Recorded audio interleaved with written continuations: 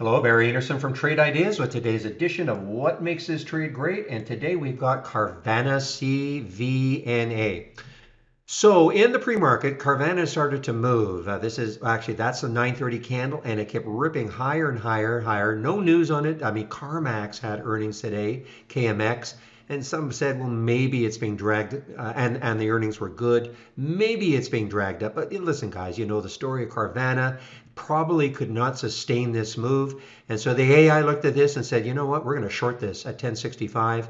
And now, right after that, yes, it did get up to 1086, but after that, it tested that level 1065 a couple of times. So you didn't even have to. You could have even waited, and then look what's happened since then.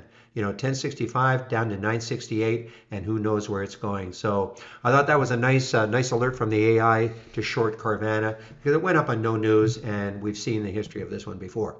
All right, guys, want to get back into the room. Have a great evening, and we'll see you tomorrow. Bye.